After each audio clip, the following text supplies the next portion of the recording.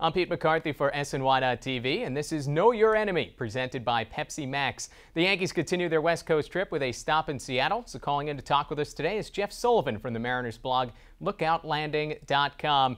Jeff, the Mariners right now sitting last place in the AL West, but they always have at least one dangerous guy in their rotation, and that, of course, is Felix Hernandez, and he will indeed be pitching in this series on Tuesday. And Felix, right now, over the last month or two, it looks like he's right back into Cy Young form. Yeah, Felix is just in some kind of role. He started out and he was having some mechanical problems. He was having trouble locating his fastball, getting ground balls. He in the very beginning of June, he actually suffered a minor back injury, and for I think the first time in his career, he actually watched himself on video, and he came away from that thinking, "Oh, I'm a mess." He was shocked to actually watch himself, and I don't know how much this is actually the cause, but since then he's just been on this tear. He made an adjustment. He just made a couple little tweaks in his mechanics that you wouldn't think would make a huge difference, but it all cascades, and here we are right now, and Felix is just on an incredible roll. So, I mean, we'll see if it sustains. He's going to face one heck of an offense on Tuesday, but with Felix's talent and in Safeco Field, we could be looking at just another dominant start in between maybe a couple less dominant starts from the other guys. It's scary to think that Felix could get better. He's allowed just 2 runs over his last 24 and 2/3 innings. And then, of course, the Yankees usually really good at getting into other teams' bullpens. And since Tom Wilhelmsen took over the closer role, it seems like that's become a bit of a strength for Seattle. How might that hold up in this series? It's been a pretty good bullpen. It's difficult to isolate how much is the bullpen and how much might be the home ballpark, which just isn't conceding any runs. But Wilhelmsen has just been incredible, taking over for Brandon Lee, who has not been good. He's technically working his way back into the closing role, but he's never going to get it again, and he could be traded very shortly. So Wilhelmsen is the big guy at the end. Leading up to him, Charlie Furbish was fantastic, but right now he's on the disabled list, so he's unavailable. Wilhelmsen has actually pitched 3 games in a row, so at least on Monday he'll be unavailable. So I guess, the Mariners open on Monday after Kevin Millwood might be easy to expose. Then come Tuesday, Wilhelmsen's back there. There's a few other guys back there. They can make some roster moves. It's not a weakness, let's put it that way. Okay, and on the downside for the Mariners, offense has been a big problem for a number of years now, and not that different this year, at least at home. The Mariners by far with the least amount of runs scored at home of any team in Major League Baseball. What has been the big issue for this offense? It's really perplexing because if you look at the Mariners' road offense, it's actually been one of the more productive offenses in the American League in terms of runs per game, but at home it's just been this catastrophe.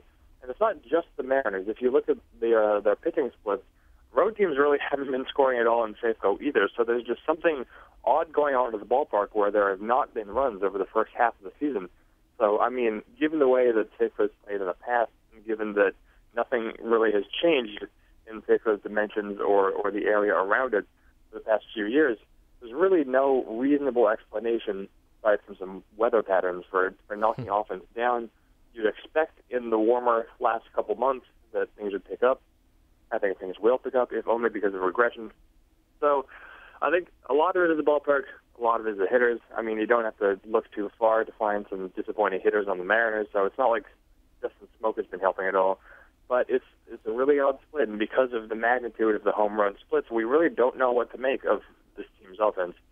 And we'll see how it bounces back here against the New York Yankees. The M's will avoid CC Sabathia in this series, but we take a look at the Mariners starting pitchers. We start with Monday night. We'll see Kevin Millwood on the hill for Seattle. 3-7 on the season, but has he pitched a little bit better than that kind of record?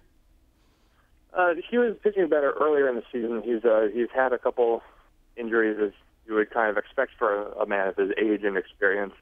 And I think with Kevin Millwood right now, you kind of get what you expect out of a Kevin Millwood at his advanced age, where he's going to end up in a lot of jams, and then he's either going to pitch himself out of those jams or he's not. Where, when he does, you give him credit for his veteran wiliness, and when he doesn't, well, you think, well, that's just Kevin Millwood. He's near the end of the line. So at this point, this could be Millwood's last start in a Mariners uniform. They could trade him to some team looking for a veteran, but Kevin Millwood is basically pitching like a guy who pitched for 3 different organizations last year. Let's put it that way. Yeah, Millwood winless over his last 9 starts, trying to break that streak. Then, of course, Tuesday, we'll see the ace Felix Hernandez go for Seattle. We talked about him a little bit. And on Wednesday is Hisashi Iwakuma, an import from Japan. And Iwakuma, new in the rotation there for the Seattle Mariners. How has he looked as a starter? Yeah, so Iwakuma is kind of a stopgap while a younger pitcher, is on the mend. He's on a rehab assignment. So Iwakuma's stepping in on Wednesday, and for a while he was kind of the unused member of the bullpen, and then an injury opened up a door in the rotation. He stepped in, and he was just exceptionally bad for his first couple starts. But then his last start against the Rays just the other day was surprisingly fantastic, where he was actually mixing pitches, using this splitter to keep lefties off balance, getting grounders, getting missed bats, and he just looked very, very good. And now in safe mode, he has the opportunity to do that again. So it's hard to figure out Iwakuma because he was in a slump. He was walking too many hitters. His control was off, and then it looked like something might have clicked. So we'll see what he is on Wednesday. He's had a problem of hitability in spring training. It looks like his arm strength might be getting up, but he could easily be exposed. But we have, as Mariners fans, a lot more reason to hope for good after his last start than we did before that. Certainly. Yankees and Mariners starting up a 3-game series. Jeff, thanks for the preview. All right, thank you very much. And remember, for all the latest Yankees coverage, be sure to check in at itsaboutthemoney.net and chat with other Yankees fans throughout the series at nyyfans.com.